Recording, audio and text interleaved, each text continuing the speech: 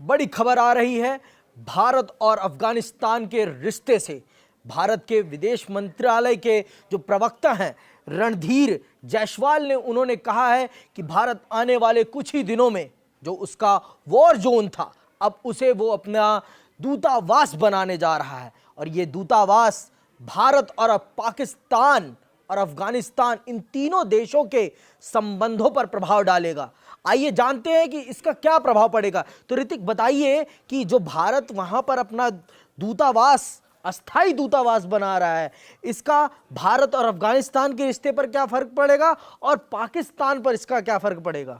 देखिए, काबुल में दूतावास होने का मतलब है कि भारत और अफगानिस्तान के रिश्ते तो अच्छे होंगे, लेकिन अब इससे पाकिस्तान बौखला जाएगा, है ना।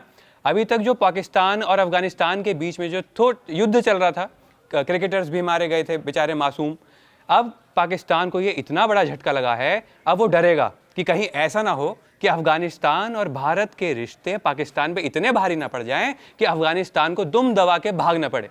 पसीने छूट रहे होंगे इस वक्त पाकिस्तान के, क्योंकि अफगानिस्तान के अभी मंत्री भी आए थे, इतनी बातें चली थी, इतने उन्होंने वादे किए थे और कहीं ना कहीं उसको शुरू से ही पॉजिटिव तरीके से देखा जा रहा था। लेकिन आज ये साबित हो गया कि अफगानिस्तान और भारत अब एकजुट हो गए हैं। अब दोनों मिलके अपने दुश्मनों को नहीं छोड़ेंगे और दोनों का कोई भी देश बाल बाका नहीं कर सकता। और ये खबर इस वक्त इतनी बड़ी खबर है कि कहीं ना कहीं पाकिस्तान की जो जनता है वो भी इस वक्त तिलमिला गई होगी कि आखिर ये हो क्या रहा है।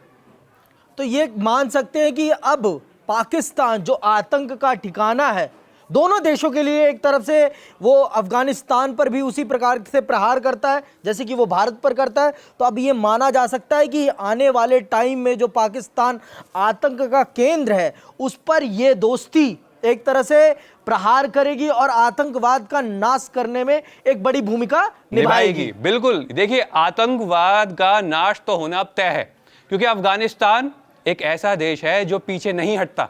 ठीक है, पाकिस्तान से कितने भी आतंकी आ जाएं, अब ये साफ है कि भारत और अफगानिस्तान मिलकर उन आतंकियों को, आतंकवाद को और आतंकवाद देश तीनों को तबाह करके छोड़ेंगे।